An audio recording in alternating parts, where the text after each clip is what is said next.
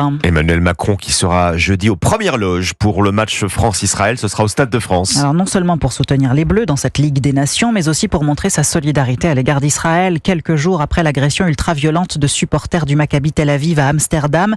Une attaque clairement antisémite qui met la pression sur cette rencontre à venir en France. Et si 4000 policiers et gendarmes seront mobilisés, pas question, le ministère de l'Intérieur l'a confirmé, pas question de jouer ailleurs qu'au Stade de France, Cyril de la Morinerie.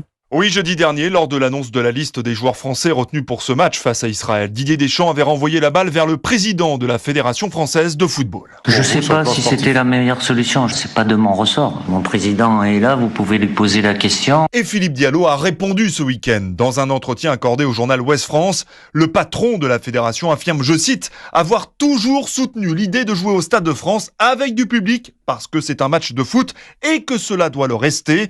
Le président de la fédération assure n'avoir jamais étudié une autre option, une décision saluée par le journaliste d'Europe 1, Jacques Vendroux. Le Stade de France, c'est le stade des Bleus. Il n'y a aucune raison de changer de lieu. Et Philippe Diallo a raison. Mais il faut que ce match ait lieu impérativement, humainement, respectueusement vis-à-vis d'Israël, au Stade de France. Et il y a un mois, les joueurs français avaient réussi à faire abstraction du contexte très particulier lors de la rencontre face à Israël en Hongrie, dans un petit stade de Budapest, avec une présence policière très importante. Les Bleus s'étaient imposés 4-1.